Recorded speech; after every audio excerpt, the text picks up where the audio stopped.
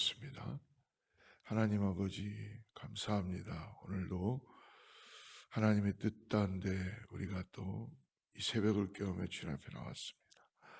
성령 하나님 오늘 함께하여 주셔서 오늘 아버지 우리에게 새날을 허락하신 것에 감사하고, 아버지 오늘도 주님의 긍휼하심을 따라서 살아갈 수 있는 우리 모두가 되게 도와주시옵소서.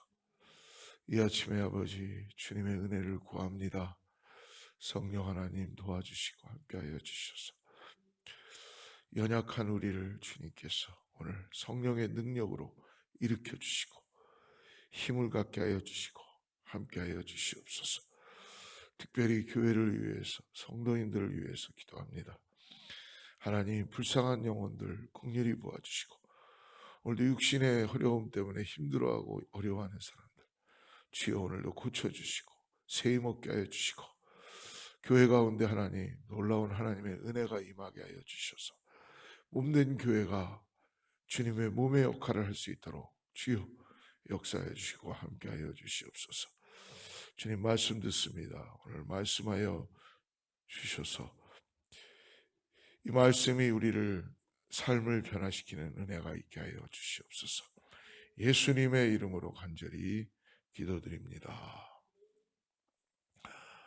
오늘 레위기 어제에 이어서 6장 24절부터 7장 10절까지 같이 합독합니다. 6장 24절부터 7장 10절까지입니다. 같이 합독하겠습니다. 여호와께서 모세에게 말씀하여 이르시되 아론과 그의 아들들에게 말하여 이르라. 속죄제의 규례는 이러하니라. 속죄제 제물은 지극히 거룩하니 여호와 앞 번제물을 잡는 곳에서 그 속죄제 제물을 잡을 것이요, 죄를 위하여 제사 드리는 제사장이 그것을 먹되 곧 회막들 거룩한 곳에서 먹을 것이며, 그 고기에 접촉하는 모든 자는 거룩할 것이며, 그 피가 어떤 옷에든지 묻었으면 묻은 그것을 거룩한 곳에서 빨 것이요, 그 고기를 토기에 삶았으면 그 그릇을 깨뜨릴 것이요, 유기에 삶았으면 그 그릇을 닦고 물에 씻을 것이며, 제사장인 남자는 모두 그것을 먹을지니 그것은 지극히 거룩하니라. 그러나 피를 가지고 회막에 들어가 성소에서 속죄하게 한 속죄제 제물의 고기는 먹지 못할지니 불살을지니라. 7장 1절입니다. 속건제의 규례는 이러하니라. 이는 지극히 거룩하니 번제물을 잡는 곳에서 속건제의 번제물을 잡을 것이요, 제사장은 그 피를 제단 사방에 뿌릴 것이며, 그 기름을 모두 들이되 곧 그 기름진 꼬리와 내장에 덮인 기름과 두 콩팥과 그 위에 기름 곧 허리 쪽에 있는 것과 간에 덮인 꺼풀을 콩팥과 함께 떼어내고, 제사장은 그것을 다 제단 위에서 불살라 여호와께 화제로 드릴 것이니 이는 속건제니라. 제사장인 남자는 모두 그것을 먹되 거룩한 곳에서 먹을지니라. 그것은 지극히 거룩하니라. 속죄제와 속건제는 규례가 같으니 그 제물은 속죄하는 제사장에게로 돌아갈 것이요, 사람을 위하여 번제를 드리는 제사장 곧 그 제사장은 그 드린 번제물의 가죽을 자기가 가질 것이며, 화덕에 구운 소제물과 냄비에나 철판에서 만든 소제물은 모두 그 드린 제사장에게로 돌아갈 것이니, 소제물은 기름 섞은 것이나 마른 것이나 모두 아론의 모든 자손이 균등하게 분비할 것이니라. 아멘. 우리가 하나님 앞에 예배할 수 있다는 것은 얼마나 귀한 은혜인지 모르겠습니다. 오늘 우리가 레위기를 묵상하면서도 이 구약의 제사법에는 수많은 흠없는 제물들이 드려지게 되어 있죠.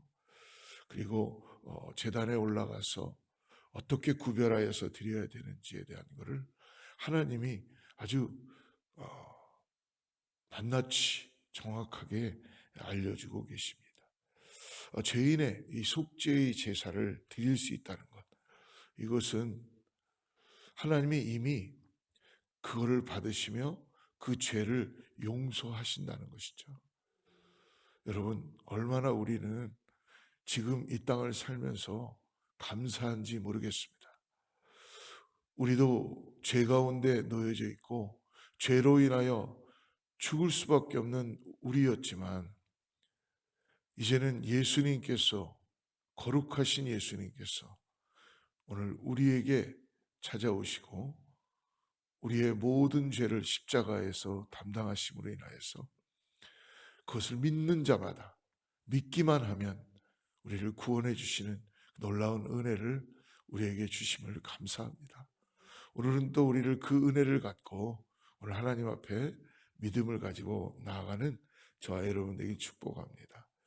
오늘 속죄제 제물은 그러므로 지극히 거룩하다라고 말씀해 주시죠. 제단으로 올라가는 것, 주님 앞에 바쳐지는 것은요, 모든 것이 다 성물, 거룩해지게 되는 것입니다. 제사장은 그러므로 그 제물을 거룩한 장소에서 먹어야 한다는 것입니다. 오늘 특별히 속죄제 제물의 고기나, 그리고 그 제사를 드릴 때 피에 접촉된 옷, 토기, 유기는 어떻게 해야 되는가? 오늘 27절, 28절 6장 한번 보십시오. 그 고기에 접촉하는 모든 자는 거룩할 것이며 그 피가 어떤 옷에든지 묻었으면 묻은 그것을 거룩한 곳에서 빨 것이요, 그 고기를 토기에 삶았으면 그 그릇을 깨뜨릴 것이요, 유기에 삶았으면 그 그릇을 닦고 물에 씻을 것이요. 속죄제 짐승에 안수하겠죠. 그러니까 제사자의 죄가 전가된다. 즉, 그 죄가 안수함으로 인하여서 그 제물로 옮겨지게 되는 것입니다. 그러므로 그 제물은 흠없던, 아무 흠이 없었던 제물이었는데, 그 제사자의 속죄되는 죄가 전가됨으로 인해서 제물이 이제는 더 이상 정결한 것이 아니고 더럽혀지게 된 것입니다. 그래서 속죄제 짐승의 고기는 인간의 죄와 성소의 부정함에 그 묻어 오염된 상태이기에 오늘 그 피가 묻은 옷은 빨 것이요, 그리고 그 고기를 삶은 그릇은 깨뜨리고, 그리고 그 그릇을 닦고 물에 씻어야 된다라고 말씀해 주시는 거예요. 그러므로 성소 안으로 피를 가지고 들어가 속죄제 제물로 드린 고기, 이것은 바로 죄가 그 제물로 인하여 전가됐기 때문에 그 대제사장은 오직 회중을 위해서 드린 속죄제 제물은 먹을 수 없습니다. 그리고 진박 정결한 곳에서 완전히 불태워야 한다는 거예요. 우리를 위하여서 이 땅에 오신 죄 없으신 예수님께서 우리의 죄를 십자가에서 지심으로 인하여서 하나님이 예수님을 잠시 동안 버리시게 된 거예요. 하나님은 죄와 함께 하실 수 없으시기 때문에. 그래서 예수님께서 십자가 위에서